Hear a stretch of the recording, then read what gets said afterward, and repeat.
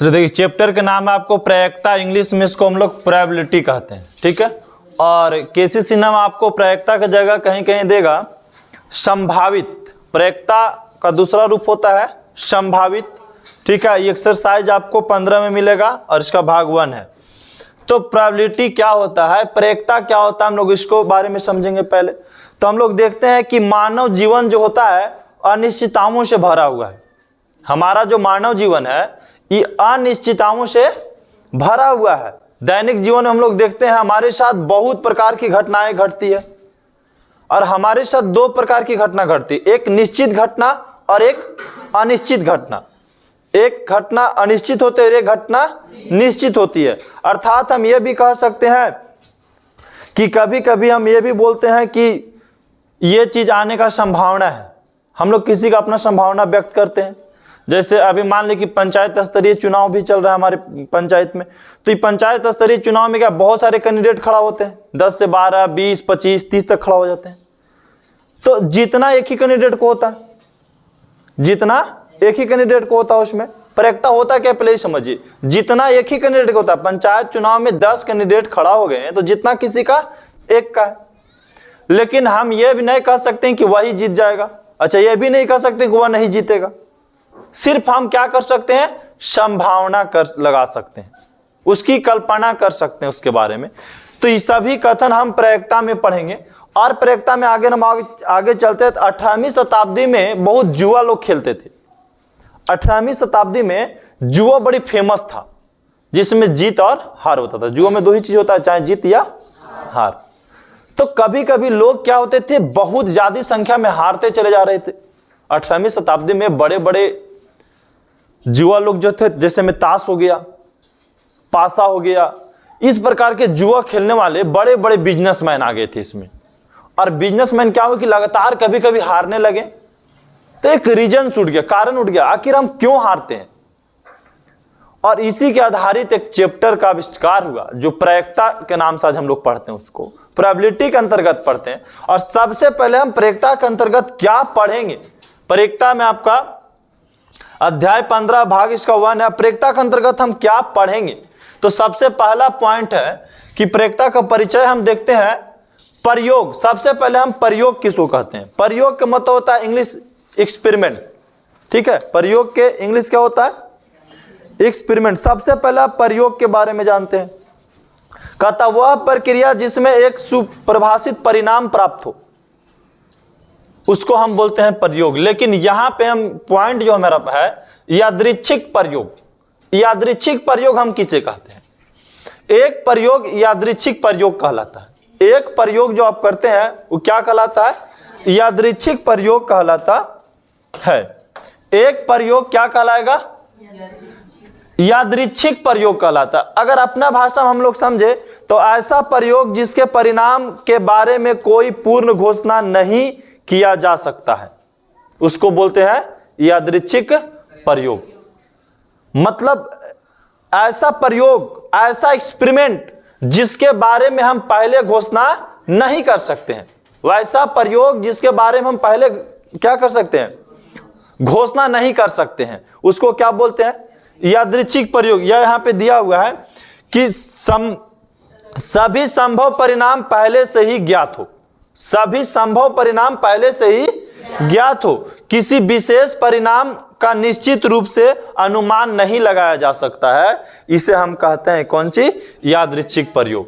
जैसे मान लिया जाए कि हम यदि एक सिक्कों को बिकते हैं, एक सिक्का मेरे पास और एक सिक्का को बिकते हैं, तो एक सिक्का में एक हेड होता है, एक टेल होता है। एक सिक्का में एक हेड और एक टेल, अर्थात वो हिंदी में चीत या पट, ठीक है, चीत या पट, ठीक है। अगर आप सिक्का के बिके तो चाहे चीत आएगा चाहे पट आएगा। अब आप बताइए कि सिक्का को हम जैसे ही ऊपर की ओर उछाल दिए तो हम पहले घोषणा नहीं कर सकते हैं कि हेड आ जाएगा, हम पहले घोषणा नहीं कर सकते हैं कि टेल ही आ जाएगा। तो वही कह रहा है, ऐसा प्रयोग जिसका परिणाम के बारे में आप पहले घोषणा नहीं कर सकते हैं, वैसा प्रयोग या ऐसा एक्सपेरिमेंट, ऐसा एक्सपेरिमेंट जिसके बारे में हम पहले घोषणा नहीं कर सकते हैं, उसको क्या बोलते हैं? यादृच्छिक प्रयोग कहते हैं। जैसे मान लिया जाए हम लोग यहां पे यादृच्छिक प्रयोग बोलते हैं। यादृच्छिक प्रयोग, फिर से एक बार देखो, एक प्रयोग यादृच्छिक प्रयोग कहलाता है, लेकिन कब? सभी संभव परिणाम पहले से ही ज्ञात हो। संभव परिणाम आपको पता है, एक सिक्का को उछालेंगे तो आपको खूब पता है, चाहे हेड चाहे टेल आएगा, दूसरा चीज नहीं आएगा, हेड चाहे टेल। यदि हम एक सिक्का को उछालेंगे तो तीसरा नहीं आने वाला है, चाहे तो हेड आएगा चाहे टेल आएगा, काला उजला कभी नहीं आने वाला है। और ये हेड और टेल के छोड़ा करके दूसरा भी कुछ आने वाला नहीं है। बात आ रहा समझ में? अगर हम एक सिक्का को ऊपर की ओर बीगेंगे तो बताइए दूसरा चीज आने वाला है, चाहे हेड आएगा चाहे टेल आएगा। तो वही कह रहा है, सभी संभव परिणाम आपको पहले से जानकारी है, आप जान रहे सभी संभव परिणाम क्या क्या आएगा, लेकिन किसी विशेष परिणाम का निश्चित रूप से अनुमान नहीं लगा सकते कि हेडे आ जाएगा कि टेले आ जाएगा। आप निश्चित रूप से अनुमान नहीं लगा सकते हैं कि हेड आ जाएगा कि टेल आ जाएगा। तो इसको क्या बोलते हैं? यादृच्छिक प्रयोग। फिर से एक बार देखो, यदि मान लिया जाए कि हम 2 गेंदा रख देते हैं किसी चीज में, बक्से में 2 गेंदा रख दी, एक लाल और एक काली गेंदा हम रख देते हैं। बक्से में 2 गेंदा, एक लाल और एक काली गेंदा। अब बताइए, हमको तो संभव परिणाम पता है कि हम एक गेंदा चुनने के लिए बोला जाएगा तो चाहे तो लाल आएगा चाहे काली। आप ये नहीं बोल सकते कि हम लाल निकाल लेंगे, ये बोल सकते हैं लाल निकाल लेंगे, निकाले जाएंगे, हो सकता है कि काला भी निकल जाए, बिना देखे निकालेंगे तब। तो हमें संभव परिणाम पहले से पता हो, हमें संभव परिणाम पहले से पता हो, लेकिन वहां पे निश्चित रूप से हम घोषणा नहीं कर सकते हैं कि यही चीज होगा, तो उसको क्या बोलते हैं? यादृच्छिक प्रयोग करते हैं। अच्छा, यादृच्छिक प्रयोग के 1-2 को पहले उदाहरण देख लो। जैसे सिक्कों को उछालना, अपने सिक्कों को उछाला, सिक्के के उछाला, तो सिक्के में क्या होते हैं? हेड होते हैं चाहे टेल होते हैं। सिक्के में हेड चाहे टेल, हेड या टेल, हेड या टेल होता है सिक्का में। आप सिक्के को उछालेंगे, आपको संभव परिणाम पता है, संभव परिणाम पता है, हेड आएगा या टेल आएगा, लेकिन आप ये कंफर्म नहीं कर सकते हैं कि हेड आ जाएगा कि टेल आ जाएगा। तो यही क्या हुआ? यादृच्छिक प्रयोग हो गए। पासे को, पासे का मतलब जानते हैं, लूडो के जो गोटी होता है उसको बोलते हैं। पासे को जब आप फेंकेंगे, पासे को जब आप फेंकेंगे तो आप ये कंफर्म नहीं कर सकते हैं कि पासा में क्या होता है? 1 आता है, 2 अंक आता है, 3 आता है, 4 अंक आता है, 5 अंक आता है, 6 अंक आता है। पासा में 1, 2, 3, 4, 5, 6 आने का संभावना होता है, 6 तक आएगा। तो आपको पता है एक पासा के बीगेंगे नहीं तो चाहे 1 आएगा, चाहे 2 आएगा, चाहे 3 आएगा, चाहे 4, 5, 6, ये ज्यादा नहीं आएगा, 7 आएगा। तो आपको संभव परिणाम पता है, लेकिन आप निश्चित घोषणा नहीं कर सकते हैं कि 5 आ जाएगा। संभव परिणाम पता है, लेकिन आप निश्चित घोषणा नहीं कर सकते हैं कि 5 आ जाएगा। तो इसी को क्या बोलते हैं? यादृच्छिक प्रयोग कहते हैं। फिर से आगे देखो, ताश की गड्डी में से एक पत्ता निकाल लीजिए। ताश के वो गड्डी रखल है 52 को, उसमें से एक वो निकाल लेंगे, तो आप नहीं कह सकते हैं कि बेगम निकलेगा या 2 निकलेगा या 3 निकलेगा। आप कह सकते हैं कि ताश की गड्डी में से कौन पार्ट निकल जाएगा? आप नहीं कह सकते हैं, क्योंकि 52 को रखल है और सब ताश की गड्डी क्या है? फेटा हुआ है। तो क्या आप एक को निकालेंगे तो आप कंफर्म कर सकते हैं हम कौन गड्डी निकाल लेंगे? नहीं कह सकते हैं। लेकिन आपको पता है कि 52 में से ही एगो निकलेगा, 52 में से ही एगो निकलेगा, ये आपको पहले से पता है। मतलब उनका संभव परिणाम पता है, लेकिन आप निश्चित घोषणा नहीं कर सकते हैं। तो उसको क्या बोलते हैं? हम यादृच्छिक प्रयोग कहते हैं। तो यादृच्छिक प्रयोग क्लियर हुआ? आगे चलते हैं। हम अभिप्रयोग एवं घटना क्या होता है? अभिप्रयोग एवं घटनाएं क्या होता है? किसी भी संदर्भ का कोई प्रयोग, किसी भी संदर्भ का कोई प्रयोग जिसके कई संभावित परिणाम में से एक परिणाम अवश्य प्राप्त हो, एक परिणाम आपको अवश्य प्राप्त हो, उसको क्या बोलते हैं? अभिप्रयोग कहते हैं। किसी भी संदर्भ का कोई प्रयोग, कोई आप एक्सपेरिमेंट किए, कोई आपने प्रैक्टिकल किया, प्रयोग किया, जिसके कई संभावित परिणाम होंगे। जैसे मान लिया आपने एक सिक्के को उछाला तो 2 परिणाम होंगे। एक सिक्के को उछालेंगे तो कै परिणाम? 2 परिणाम, एक हेड और एक टेल। अब बताइए कि हम यदि मान लिया जाए एक सिक्कों को उछालते हैं, एक सिक्कों को क्या करते हैं? उछालते हैं, तो उसमें हेड आएगा चाहे टेल आएगा। कै गो संभव परिणाम आपको पता है? 2 गो। संभव परिणाम कै गो? 2 गो। अब वही कह रहा है किसी संदर्भ में किसी भी संदर्भ का कोई प्रयोग जिसके कई संभावित परिणाम हो सकते हैं, एक परिणाम अवश्य प्राप्त हो। इसमें से एक परिणाम कोई भी अवश्य प्राप्त होगा, चाहे हेड चाहे टेल। तो यही क्या कहलाता है? अभिप्रयोग कहलाता है। किसी अभिप्रयोग, अभिप्रयोग यहाँ गलत लिखा हुआ है, ठीक है, अभिप्रयोग इसको समझना है। किसी अभिप्रयोग के संभावित परिणाम एक घटना कहलाता है। अब कोई भी अभिप्रयोग के जो संभावित परिणाम आएंगे, रिजल्ट आएंगे, वह क्या कहलाएगा? घटना कहलाएगा। अब आपको उदाहरण से पहले हम समझाते हैं। उदाहरण से बहुत इजी सब चीजें समझ में आपको आएंगे। तो सबसे पहले यहां देखेंगे एक सिक्कों को उछालना। एक सिक्कों को उछालना, ये क्या है? अभिप्रयोग है। ये क्या है? एक सिक्कों का आपने उछाल दिया तो ये क्या हो गया? अभिप्रयोग। लेकिन उछाले के बाद क्या आ गया? हेड चाहे टेल। उछाले के बाद क्या आया? हेड या टेल। यह क्या है? एक घटना है। तभी हम पीछे पढ़ रहे थे कि अभिप्रयोग किसे कहते हैं, घटना किसको कहते हैं। तो किसी अभिप्रयोग के संभावित परिणाम को ही क्या कहते हैं? हाँ, अभिप्रयोग कीजिए और जो उनका रिजल्ट आएगा, जो संभावित आपको परिणाम पता लगेगा, वही क्या कहलाता है? घटना कहलाता है।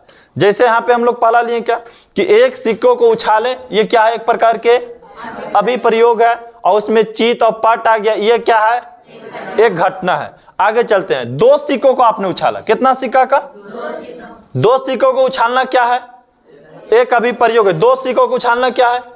एक अभिप्रयोग है। लेकिन वहीं पे 2 चीत आ सकता है। 2 सिक्कों को 2 हो सकता है, दोनों के दोनों का आ जाए, चाहे दोनों के दोनों पट आ जाए। तो एक दोनों चीत आएगा तो भी क्या है? वो घटना है। दोनों पट आए तो भी क्या है? घटना है। किसी परीक्षार्थी का परीक्षा में बैठना। मान ले कि कोई परीक्षार्थी है जो परीक्षा में बैठ गया है, तो परीक्षा में बैठना का है? अभिप्रयोग। परीक्षा में बैठना का है?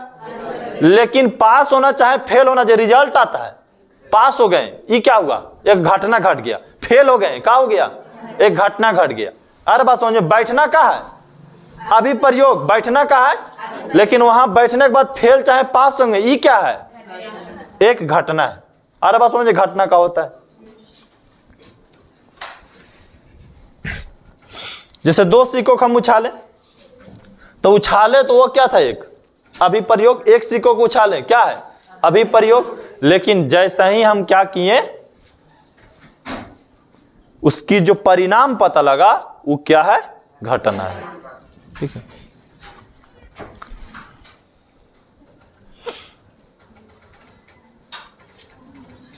इसका और बहुत सारा उदाहरण हो सकता है, और आपको मेन घटना ही समझना है। घटना और अभिप्रयोग। इस प्रकार से और कभी अभिप्रयोग हो सकता है। जैसे हमने एक पासे को उछाला, ठीक है, एक पासे को उछाला, तो एक पासे को उछालना क्या है? अभिप्रयोग। एक पासे को उछाल रहे हैं तो क्या है? अभिप्रयोग। लेकिन आ गया 1, 2, 3, 4, 5, 6, ये सब नीचे जो आया वो सब क्या आया? घटना। एक क्या है? घटना। पासे को उछाले तो एक आ गया, तो एक क्या है? लेकिन उछालना क्या है? अभिप्रयोग है। ठीक है, तो ये सब क्या हो गया? अभिप्रयोग।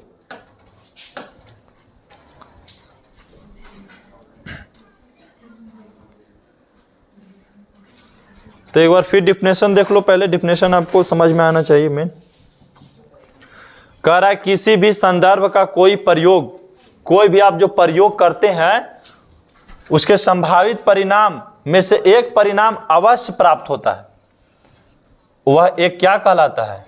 अभिप्रयोग कहलाता है। लेकिन वही अभिप्रयोग के संभावित परिणाम जो हैं, वह क्या कहलाते हैं? घटना कहलाते हैं। अब देखिए सरल घटना। ठीक है, सरल घटना क्या है? किसी अभिप्रयोग में एक समय में केवल एक घटना घटित हो, उसे क्या कहते हैं हम? सरल घटना कहते हैं। सरल घटना कहते हैं। किसी अभिप्रयोग में एक समय में केवल एक घटना घटित होना क्या कहलाता है? सरल घटना कहलाता है, अर्थात सिंपल इवेंट कहलाता है। किसी बात को, किसी, यहां पे गलत लिखा गया, ठीक है, किसी सिक्कों को उछालना, ठीक है, या पासे को उछालना, हम पासा उछालते हैं।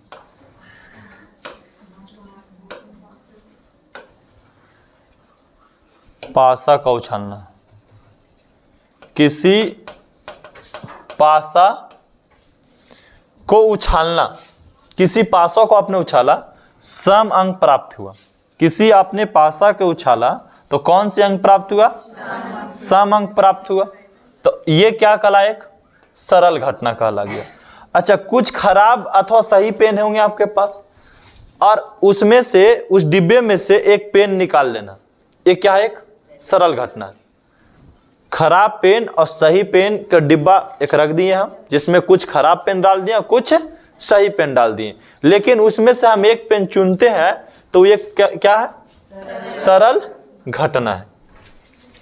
फिर आगे जब चलते हैं हम, निशेष घटनाएं या कुल घटनाएं क्या होती है? निशेष घटनाएं या कुल घटनाएं क्या होती है? कहता है किसी अभिप्रयोग के सभी संभावित परिणाम, किसी अभिप्रयोग के सभी संभावित परिणाम कुल घटनाएं कहलाती है। आपने कोई भी अभिप्रयोग किया और उसके जितने सारे संभावित परिणाम है वह सब क्या कहलाएंगे? कुल घटना कहलाएंगे। अब कुल घटना आपको पहले समझना जरूरी है। जैसे हमने एक पासे को उछाला तो पासा में क्या होता है बाबू? 1 अंक आएगा, 2 अंक आएगा, 3 अंक आएगा, 4 अंक आएगा, 5 आएगा, 6 आएगा, ठीक है। तो किसी अभिप्रयोग के, पासे को उछालना क्या अभिप्रयोग है? पासे को उछालना क्या है? अभिप्रयोग। और उनके जो रिजल्ट आएंगे वो क्या है? घटना। पासे को उछालना क्या है? और रिजल्ट उसका परिणाम घटना है। तो वही कह रहा है कि हमने पासे को उछाला तो ये अभिप्रयोग है। तो कह रहा है किसी अभिप्रयोग के सभी संभावित परिणाम, तो अभिप्रयोग पासा था, अब पासा के संभावित परिणाम क्या क्या है? 1 2 3 4 5 6, कितना संभव परिणाम है? घटना। कई प्रकार की घटना घट सकता है? 6 प्रकार की घटना घट सकता है। तो ये क्या कहलाएगी? कुल घटनाएं कहलाएगी, कुल घटनाएं कहलाएगी। जैसे सिक्कों को आपने उछाला, सिक्कों को आपने उछाला तो हो सकता है हेड या टेल आएगा। एक सिक्कों को उछालेंगे तो ऑटोमेटिक हेड चाहे टेल आएगा, एक सिक्कों को उछालेंगे तो क्या आएगा? हेड चाहे टेल। तो हेड और टेल आना क्या है? हेड और टेल आना घटना है। और कुल घटना पूछे तो 2। एक और सिक्का में कुल कितना प्रकार का घटना घटेगा? 2। एक पासा के बिंगे तो घटना की संख्या 6। कौन कौन? 1 2 3 4 5 6 आएगा। अब आगे चलते हैं हम, अनुकूल घटनाएं। हम अनुकूल घटनाएं किसको कहते हैं? घटना जो किसी विशेष घटना की घटित होने के पक्ष में हो। घटना, जो घटना घट रहा है, जो किसी विशेष घटना के घटित होने की पक्ष में जब होता है तो उसको कहते हैं अनुकूल। जब घटना के पक्ष में हो, जब घटना के पक्ष में घटता हो तब क्या कहेंगे? उसको हम अनुकूल घटना कहते हैं। जैसे में एक सिक्कों को 2 बार आपने उछाला, एक सिक्कों को कितना बार उछाले? 2 बार। तो कुल घटना कई प्रकार के घटा? 4 प्रकार के। तथा दोनों बार चित आने के अनुकूल घटना पूछे तो 1, दोनों बार चित आने के अनुकूल घटना पूछे तो 1। अब इसमें फिर से आप समझिए, जैसे हमने एक सिक्के को उछाला, 2 सिक्के को, तो 2 सिक्कों को उछालेंगे तो देखिए हो सकता है कि दोनों के दोनों क्या चलाए? हेड चलावेगा। दोनों के दोनों हेड चलाएगा। हो सकता है कि दोनों को दोनों का चलावे? टेल चलाएगा। जरूरी नहीं कि हेड आ सकता, टेल भी दोनों आ सकता है, ठीक है। हो सकता है कि पहला वाला हेड चलाया, दूसरा वाला टेल चलाए। हो सकता है कि एगो ना पहले वाला टेल आवे, दूसरे वाला हेड आवे, ऐसा भी हो सकता है। अब मेरा से ज्यादा नहीं होगा 2 सिक्का में। तो 2 सिक्का में कुल परिणाम कितना है? 4। लेकिन हम पूछे, एक पक्ष ले लेते हैं इसमें, हम घटना के वो का ले लेते हैं? पक्ष। अब इनमें में 4 गो पक्ष है। कै गो पक्ष? 4 पक्ष हमको ले लिए कि दोनों में हेड आने की अनुकूल घटना बताइए। तो दोनों में हेड आने का मतलब एगो पक्ष के बात कर दिए हम कि दोनों बार हेड आने के अनुकूल परिणाम की घटना बताइए। एक है। दोनों बार टेल आने की एक है। तो यही होता है अनुकूल घटनाएं। अब आगे है प्रयोक्ता की परिभाषा। हम प्रयोक्ता किसे कहते हैं? तो ई के अनुकूल परिणाम, ई के अनुकूल परिणाम बटा ई के अनुकूल परिणाम के अनुपात को क्या कहते हैं? प्रायिकता कहते हैं। क्या कहते हैं हम? प्रायिकता। यदि किसी अभिप्रयोग के कुल परिणाम n हो तथा उनमें से m परिणाम किसी विशेष घटना के ई के अनुकूल हो, तब घटना ई घटित होने की जो प्रायिकता पता लगेगा, ई के अनुकूल परिणाम बटा ई के कुल परिणाम को हम बोलते हैं प्रायिकता। अब आपको पीई यहां पे समझना जरूरी है कि पीई क्या होता है। पीई, तो पीई क्या होता है? किसी घटना ई के घटित होने की प्रायिकता। किसी घटना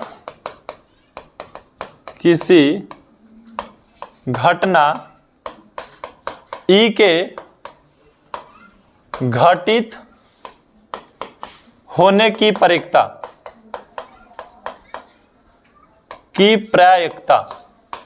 को हम किससे डिनोट करते हैं? पीई से। पीई से किसी घटना को, कोई मान लीजिए घटना है, किसी घटना को ई के घटित होने की प्रायिकता हम इसको कहते हैं। ठीक है। अब मान लेके लिख दें कि पी ए हम कहीं तो पी ए लिख दें तो क्या होगा? घटना ए होने की प्रायिकता। घटना ए होने की प्रायिकता। अगर कहीं लिख दिए हम पी टी लिख दिए तो बोलिए, पी टी लिख दिए तो क्या हो गया? घटना पी होने की प्रायिकता। घटना लिख देते हैं, घटना पी होने की प्रायिकता। ठीक है। घटना पी होने की प्रायिकता। अगर पी के बाद हम हार लिख देते हैं तब घटना हार होने की प्रायिकता। अब पी के बाद हम ब्रैकेट में जीत लिख देते हैं तो घटना जीत होने की प्रायिकता निकालिए। जीत होने की प्रायिकता सीधा रखिए, जीत होने की पी और ब्रैकेट में जीत दे दी, इसका मतलब जीत होने की प्रायिकता। अब अगर हम दे दिए पी और लाल, तो लाल होने की प्रायिकता। पी और काला, तो काला होने की प्रायिकता। आपको यह तो नहीं समझना था इसमें। अब देखिए यहां फार्मूला होता है पीई, तो ई जहां पे रहेगा तो यहां भी ई और यहां भी ई। ठीक है। अगर यहां रहता पी हार, तो इसका मतलब क्या होगा? पी जो है हार होने की प्रायिकता पूछ रहा है, मतलब हार होने की प्रायिकता निकाल लेंगे। पी और इसे बंद कर दिया हार, तो इसका मतलब क्या होगा? हार होने की प्रायिकता आपसे पूछ रहा है। कौन सी? हार होने की। तो हार के अनुकूल परिणाम, हार के अनुकूल परिणाम बटा हार के कुल परिणाम। हार के कुल परिणाम, हार के कुल परिणाम। फिर से एक पॉइंट, अभी और देखो, बहुत सारा है पॉइंट इसमें पढ़ना। कहता है प्रायिकता, तो वही चीज ना। नोट में देखिए, निश्चित घटना की प्रायिकता एक होती है। ये पॉइंट याद रखिए। निश्चित घटना की प्रायिकता कितना होती है? एक होती है। अब अनिश्चित घटना की प्रायिकता 0। अच्छा, निश्चित भी हो सकता है, असंभव भी हो सकता है। ठीक है। निश्चित या संभव घटना की प्रायिकता आपसे पूछे तो क्या बोलेंगे आप? एक। निश्चित या संभव परिणाम की, निश्चित या संभव परिणाम की प्रायिकता पूछे तो क्या बोलिएगा? और अनिश्चित या असंभव, असंभव। निश्चित या असंभव घटना की प्रायिकता क्या होती है? 0 होती है। अब ध्यान रखिएगा, प्रायिकता जो होता है वह 0 से लेकर 1 तक। प्रायिकता कभी भी 1 से बड़ा, और कहां से, 0 से लेकर, और 0 से छोटा भी नहीं होता है। इसका मतलब प्रायिकता जो होगा किसके बीच होगा, 0 और 1 के बीच। और 0 मतलब निश्चित घटना की प्रायिकता क्या होती है, निश्चित घटना की प्रायिकता 1 होती है, ठीक है। और अनिश्चित घटना की प्रायिकता 0। निश्चित घटना की प्रायिकता और अनिश्चित घटना की प्रायिकता 0। अब सबसे पहले आपको हम एक सिक्का के बारे में समझते हैं। एक सिक्का में क्या होता है, एक हेड होता है, एक टेल होता है। एक हेड होता है और एक टेल होता है। यहां पे लिख देते हैं एक हेड और एक हेड होता है और एक टेल होता है। किस में, अर्थात हेड को आप क्या बोल सकते हैं, चित, और टेल को आप पट। एक सिक्का में एक चित होता है और एक पट होता है, हेड और टेल। यहां देख रहे हैं एक हेड है और एक क्या है, टेल है। हेड कौन है और टेल कौन है, बोलिए। हेड है ये और ये टेल, ठीक है। अब आप सिक्के को, एक सिक्का का जब उछालेंगे ना, एक सिक्का को जब आप उछालेंगे तो चाहे क्या आएगा, हेड आएगा, चाहे क्या आएगा, टेल आएगा। तो कुल संभव परिणाम की घटना पूछे तो कुल संभव परिणाम की घटना कितना हो गया, 2 हो गया, ठीक है। अच्छा 2 हो गया। इसमें रुक जाओ 1 मिनट, इसमें क्वेश्चन भी 1-2 को समझाते हैं, उसके बाद आगे बढ़ेंगे। अब यहां से क्वेश्चन कंप्लीट। अच्छा इसमें बहुत ज्यादा लॉन्ग नहीं है ये चैप्टर, हेड और टेल आता आपको पता है। हम पहले यहां लिख देते हैं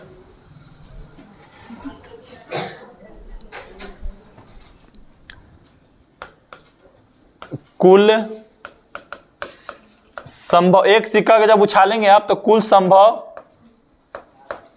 परिणामों की संख्या कितना आएगा, बोलिए आप।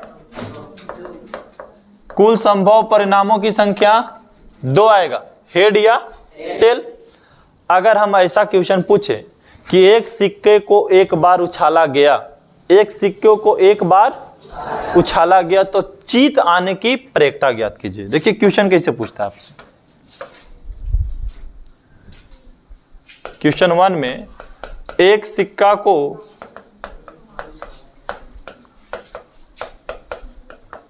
एक बार उछाला गया, एक बार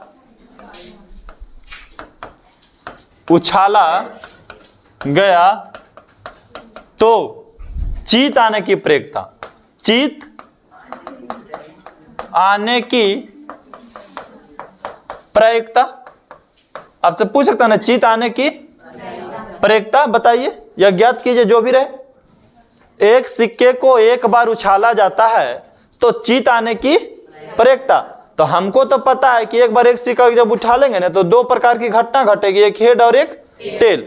तो हम बोलेंगे चित आने की प्रायिकता। सबसे पहले हम लोग लिखेंगे कि कुल संभव परिणाम जो है, यहाँ पे सोल्व जब करेंगे तो कुल संभव परिणाम, कुल संभव परिणामों की संख्या, परिणामों की संख्या कितना है, 2 है, ठीक है। और चित आने की, चित आने का अनुकूल परिणामों की संख्या नहीं, प्रायिकता नहीं, चित आने की अनुकूल, अनुकूल परिणामों की संख्या, परिणामों की संख्या कितना है, बोलिए। 1 है भाई। चित आने की अनुकूल परिणामों की संख्या लिखे ना जी, कुल संभव परिणामों की संख्या 2 है। तो 2, एक सिक्का में क्या है, हेड और टेल होता है। तो बताइए चित कै बार आएगा, 1 बार आएगा। तो चित आने के अनुकूल परिणामों की संख्या कुल कितना है, 1 है। तो हम किसको निकाल रहे हैं, चित आने की प्रायिकता, चित आने की। तुरंत यहां लिख देंगे पी और चित, ई कहां लिखेंगे, पी और। इसका मतलब हमसे क्या पूछ रहा है, चित आने की प्रायिकता। इसका मतलब हम समझाए थे चित आने की। जैसा ही पी और ब्रैकेट में चित लिख दिया तो इसका मतलब क्या हो गया, चित आने की प्रायिकता। तो क्या होता है फार्मूला, ई के अनुकूल परिणामों की संख्या, ई के अनुकूल। तो यहां क्या लिखेंगे, हाँ चित के अनुकूल अनुकूल परिणामों की संख्या, परिणामों की संख्या। अब बटा क्या करेंगे, कुल संभव परिणामों की संख्या। हाँ लिख सकते हैं, ऐसे डायरेक्ट लिखो ना, कुल संभव परिणामों की संख्या, कुछ नहीं, कुल संभव परिणामों की संख्या। अब बताइए, हमको समझाइए, चित आने कुल परिणामों की संख्या कितना है और कुल संभव परिणामों की संख्या बताइए, तो आंसर कितना हो गया, 1/2। अगर यहीं पे पूछता कि एक सिक्कों को एक बार उछाला गया तो पट आने की प्रक्रिया, तो कुछ करते हैं पे, खाली हम पट लिख देते, ठीक है, तो पट आने के अनुकूल परिणामों की संख्या पता लग जाता। क्लियर है। अब इसी प्रकार से आपको पूछ दिया 2 सिक्के से प्रश्न, कितना सिक्के से, 2 सिक्के से, तो ध्यान रखिए, जब 2 सिक्के को हम एक साथ उछालेंगे, जब 2 सिक्कों को हम एक साथ उछालेंगे तो ये जरूरी नहीं दोनों बार हेड आ सकता है, ठीक है। संभव परिणाम लिख देते हैं, संभव परिणाम क्या आ जाएगा, दोनों बार हेड हो सकता है, दोनों बार हो सकता है, पहले का बार हेड और दूसरा का बाद, फिर हो सकता है कि पहला हेड टेल और दूसरा हेड, ये ज्यादा आएगा। तो बताइए कुल संभव परिणामों की संख्या, कुल संभव परिणामों की संख्या कितना हो जाएगा, परिणामों की संख्या 4। किस में, जब 2 सिक्कों को आप उछालेंगे एक साथ तब। तो अब बताइए इसमें क्या पूछेगा आपसे, यहां क्वेश्चन देते हैं, 2 सिक्के को एक बार उछाला गया, एक बार उछाला जाता है तो क्या लिखे, दोनों बार चित, चाहे दोनों बार पट, या जरूरी नहीं है कि दोनों बार चित और दोनों बार पटे लिखना है, हो सकता है एक बार टेल, एक बार हेड, अच्छा एक बार टेल हेड, एक बार टेल हेड, ऐसे भी पूछ सकता है। तो दोनों बार, दोनों चित आने की संभावना, ठीक है, दोनों चित आने की, तो तुरंत क्या बन जाएगा, 1/4 बन जाएगा इसका, उतना हम लिखने नहीं जा रहे हैं। यहां पे देखिए 3 सिक्के को, जब हम 3 सिक्के को उछालेंगे तो कुल संभव परिणाम, कुल संभव परिणाम क्या क्या आएगा, मुंह लिखते हैं। जब 3 सिक्कों को एक साथ उछालेंगे आप तो हो सकता है कि तीनों के तीनों हेड आएगा, तीनों के तीनों क्या आएगा, हेड आ सकता है, तीनों के तीनों टेल आ सकता है, हो सकता है कि 2 गो हेड चलावे और 1 गो टेल, अच्छा 2 गो टेल चलाएगा और 1 गो, हो सकता है पहला हेड और दूसरा टेल और फिर हेड, फिर टेल हेड और टेल, कै गो हो गए अभी तक, और क्या आएगा बोलिए, बोलिए, टेल हेड हेड भी हो सकता है, अच्छा हेड और टेल टेल भी हो सकता है। कुल कितना हो गया, 3 सिक्कों को एक बार उछालेंगे तो कुल संभव परिणामों की संख्या कितना, 8 पता लगेगा, कुल संभव परिणामों की संख्या 8, कितना सिक्के को, अब पूरा देखो माइंड में कैलकुलेशन पावर कर लो, तीनों सिक्का का हम पहले एक सिक्का को उछालेंगे तो कुल संभव परिणामों की संख्या 2 सिक्का को उछालेंगे तो 4, 3 सिक्का को उछालेंगे तो 8, ठीक है, यहां तक कंप्लीट हुआ। अब आगे एक पासा, ये देखिए पासा का डायग्राम है, पासा में देखिए हो उछालेंगे तो 1 आ सकता है, 2 आ सकता है, 4 आ सकता है, 3 आ सकता है, 6 आ सकता है और 5 आ सकता है। लेकिन आप समझेंगे तो एक पासे को जब आप उछालेंगे तो कुल संभव परिणाम जैसे कुल संभव परिणाम, जो कुल संभव परिणाम है बाबू क्या पता लगेगा, 1 2 3 4 5 6, इससे ज्यादा नहीं आएगा, अर्थात बोल सकते हैं कितना कुल आ जाएगा, हाँ एक पासा को उछालेंगे तो कुल संभव परिणाम कितना पता लगेगा आपको, 6 पता लगेगा। यहीं पे हम जब दो पासा को एक साथ उछालेंगे, कितना पासा के, तो हो सकता है कि कंडीशन ऐसा बने कि दोनों के एक चलावेगा, आ सकता है, 1 2 आ सकता है, 1 3 आ सकता है, 1 4 आ सकता है, 1 5 आ सकता है, 1 6 आ सकता है। मतलब पहला में सब में 1 आवे, दूसरा बार जब उछाले दूसरा का वाला 1 आवे, 2 3 4 5 6 तक आ सकता है। अब देखिए हो सकता है पहले का वाला 2 ये 1 आ जाए, 2 2 आ जाए, 2 3 चलावेगा, 2 4 चलावेगा, 2 5 आ जाएगा, 2 6 चलाएगा। ठीक है, फिर आएगा देखिए 3 1, 3 और 2, 3 और 3, 3 और 4 आ सकता है, 3 और 5 आ सकता है, 3 और 6 आ सकता है। फिर देखिए 4 और 1 आ सकता है, 4 और 2 आ सकता है, 4 और 3 आ सकता है, 4 और 4 आ सकता है, 4 5 आ सकता है, 4 6 आ सकता है। अब देखिए 5 1 आ सकता है, 5 2 आ सकता है, 5 3 आ सकता है, 5 4 आ सकता है, 5 5 आ सकता है, 5 और 6 आ सकता है। अब देखिए 6 1 आ सकता है, 6 2 आ सकता है, 6 3 आ सकता है, 6 4 आ सकता है, 6 5 आ सकता है, 6 और 6 आ सकता है। इससे ज्यादा घटना नहीं हो। कुल संभव परिणाम को अब जब गिनेंगे, कुल संभव परिणाम तो कितना हो जाएगा 36। जब 2 पासे को उछालेंगे तो कुल संभव परिणाम 36। और अनुकूल के यहाँ चर्चा नहीं करेंगे क्योंकि क्वेश्चन बनाएंगे तब देखेंगे। ठीक है, अब देखेंगे ताश। ताश जो होता है 4 प्रकार के होता है। कितना प्रकार के होता है ताश? 4 प्रकार के होता है। ताश कै प्रकार के?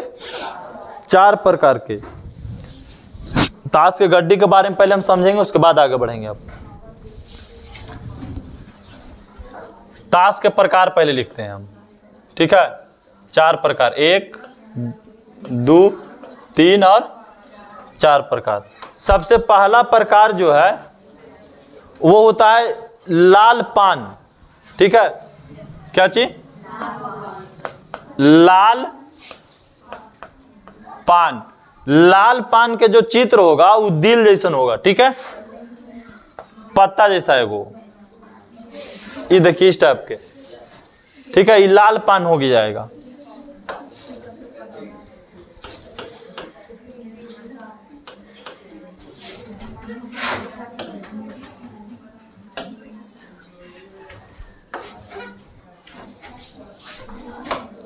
चलिए देखिए, लाल पान को लाल से बना देंगे। देखो ये लाल पान के पूरा ही भरल रहता है घर। ठीक है,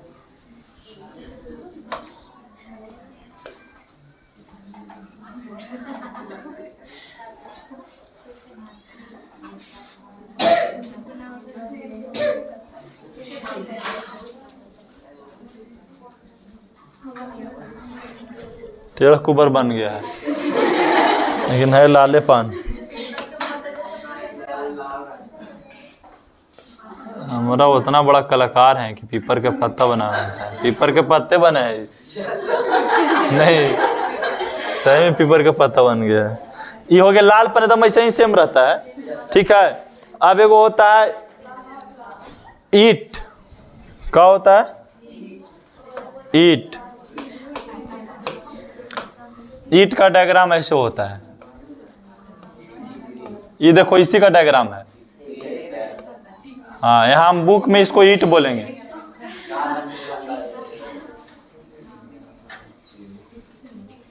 ठीक है, यहाँ क्या बोलेंगे? ईट बोलेंगे। देखो इसको तो अच्छा से बना सकते हैं। यहाँ से बना सकते हैं।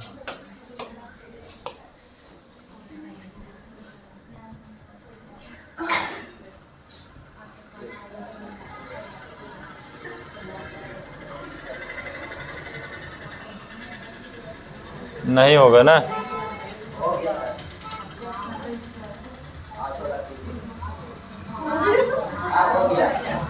हो गया ना?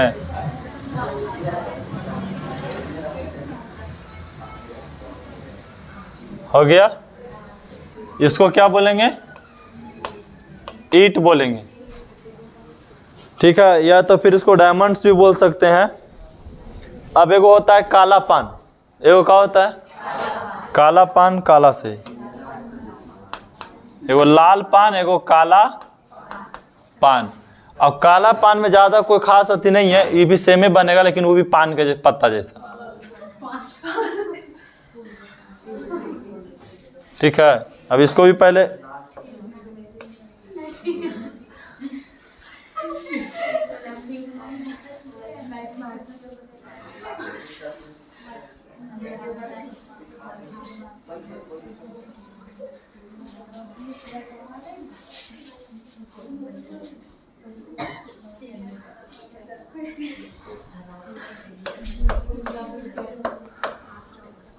उसके बाद हो जाएगा इसमें पान ने बनना चाहिए, तो पान का आकृति।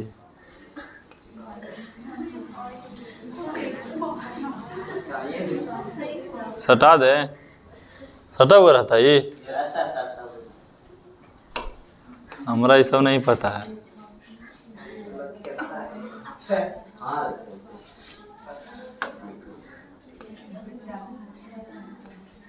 हो गया, ये क्या हो गया? काला पान। अब एक आता है चिड़ी, चिड़िया। एक होता है चिड़ी, चिड़िया। देखिए चिड़िया का आकृति कैसा है?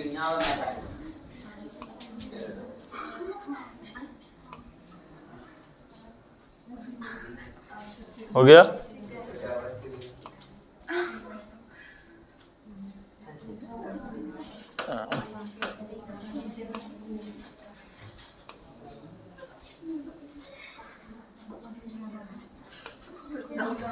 उसके बाद हो गया एगो, क्या हुआ? ये देखो हो गया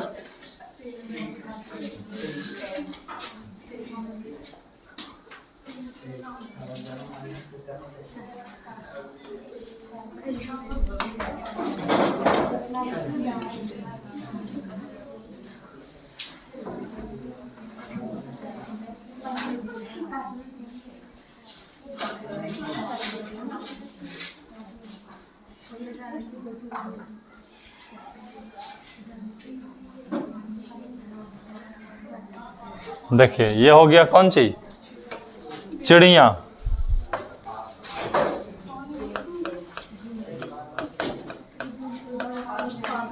चलिए अब देखिए, ताश के जो गड्डी होते हैं वो 4 टाइप का होते हैं।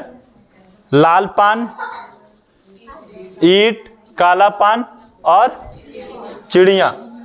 ये ईंट को आप बोल सकते हैं, दूसरा में डायमंड, ठिकरी भी बोल सकते हैं, इसको बोल सकते हैं ना। ठिकरी लिख दे।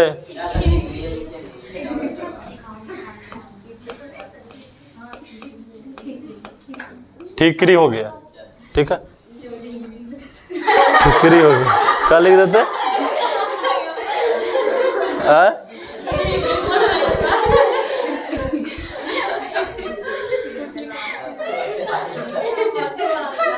लाल पान, ठिकरी, काला पान और चिड़िया।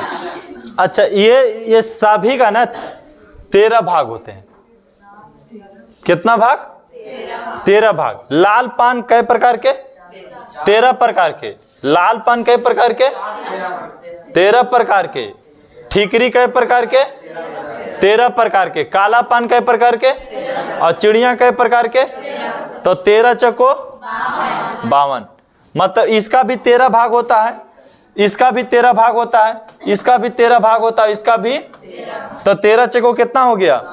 52। अच्छा 13 भाग कौन कौन होता है? तो सबसे पहले आप हम एक ठिकरी के यहाँ पे चित्र है, आपको यहाँ समझ जाएंगे। देखिए ए होता है 2 3 4 5 6 7 8 9 10 जे क्यू के। देखिए 1 2 3 4 5 6 7 8 9 10 11 12 13।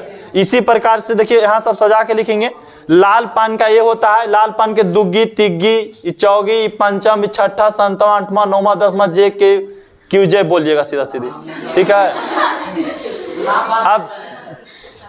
अब यहाँ पे क्यू से यहाँ पे रानी भी इसको बोल सकते हैं, ठीक है। क्यू से यहाँ हम लोग के रानी चलेगा, ठीक है, रानी। और के से यहाँ राजा, किंग होता है, ठीक है। के से नहीं होता है किंग, मतलब राजा। क्यून मतलब रानी, और जे से गुलाम, ठीक है। क्या हो गया?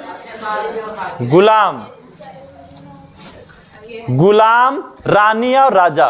गुलाम, रानी, और ये हो गया मुन्ना। कौन हो गया? यहाँ मुन्ना चलेगा हम लोग में, ठीक है। मुन्ना, गुलाम, रानी, राजा। अब देखिए दुग्गी, तिग्गी, आयु कौन सी? चौका हो गया ये, ठीक है। आई 5, फिर 6, छक्का हो गलो ये। आई 7, 7 में 7, 8 में 8, 9 में नहला, और 10 में दहला, ऐसे होता है, ठीक है। मुन्ना, दुग्गी, तिग्गी, चौगी, पंचम, छक्का, 7, 8, नहला, दहला, गुलाम, रानी और राजा। हो गया। तो आप यह समझिए, लाल पान के मुन्ना भी होगा, लाल पान के दुग्गी भी होगा, लाल पान के तिग्गी होगा, लाल पान के पंचम भी होगा, छठा, 7, 8, नहला, दहला, गुलाम, क्यून, रानी, इसी प्रकार सबके होगा, ठीक है। टोटल के रहता है। तो 13 चौको कितना हो गया?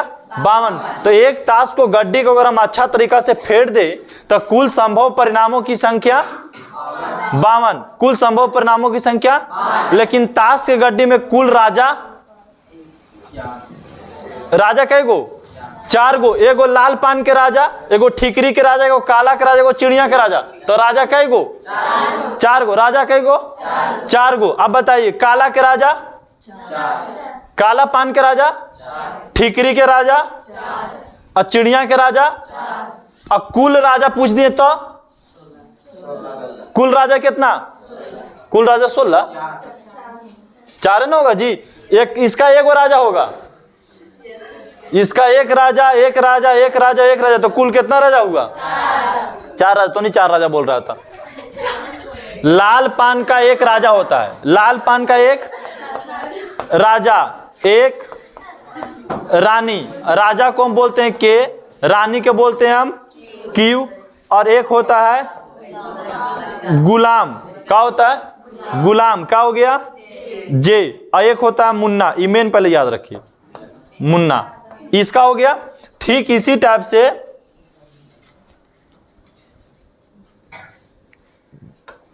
इसी प्रकार से राजा इसका होगा, ठीकरी का राजा, ठीकरी के रानी, और ठीकरी के गुलाम, और ठीकरी के मुन्ना, ठीक है। फिर देखिए, काला पान के राजा, काला पान के रानी, और काला पान के गुलाम, और काला पान के मुन्ना। फिर देखिए यहां पर राजा हो गया, चिड़िया के राजा, चिड़िया के रानी, चिड़िया के गुलाम, और चिड़िया के मुन्ना। ठीक हो गया।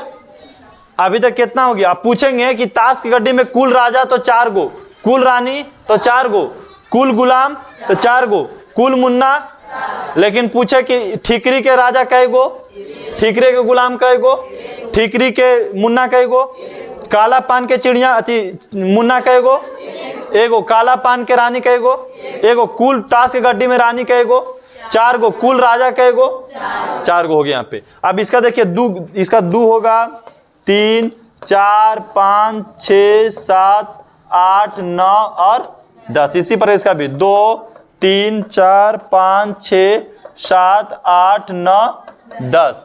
2, 3, 4, 5, 6, 7, 8, 9, 10। फिर इसे 2 4 2 3 4 5 6 7 8 9 10 टोटल हम गिन देते हैं तो कितना हो जाता है 52 को हो जाता है। देखिए आए समझ में पे।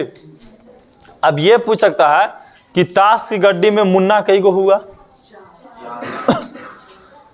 तो ताश की गड्डी में कुल संभव परिणामों की संख्या 52। लेकिन हम पूछे ना कि ताश की गड्डी में राजा निकाल के मिला दिए, ताश की गड्डी में राजा पहले से हम निकाल लिए तो कुल संभव परिणामों की संख्या कितना, ताश की गड्डी में से हम राजा को निकाल दिए तो कुल संभव परिणामों की संख्या 48। सारा बात समझ में। ताश की गड्डी में से हम ये राजा रानी गुलाम मुन्ना सबके निकाल दिए तब कुल संभव परिणामों की संख्या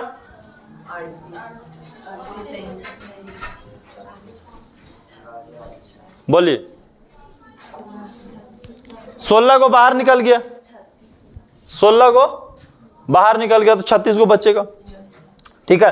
हो सकता है कि कभी ये बोले कि ताश की गड्डी में से 52 को गड्डी में से हम ठीकरी को हटा दिए तो ठीकरी क्या को डायरेक्ट हट जाएगा 13 को, ठीकरी के काय को पता है 13 13 का हुआ हट गया तो काय को बचा 39 को, काय को बचा 39 को।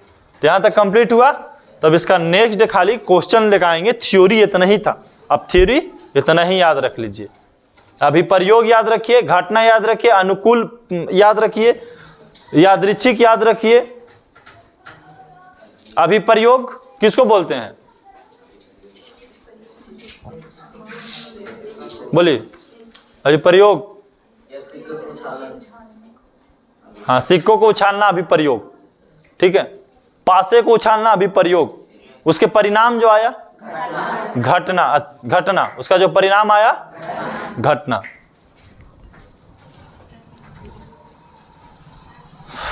तो ये हो गया आपका क्लियर पूरा। थ्योरी इससे ज्यादा नहीं है। जब तक आप थ्योरी नहीं देखेंगे आपसे क्वेश्चन भी नहीं बन पाएगा और इसको 3 से 4 दिन में खत्म करना है। ठीक है। तो चलिए अब क्वेश्चन लगा देते हैं पूरा। बंद कीजिए क्लास।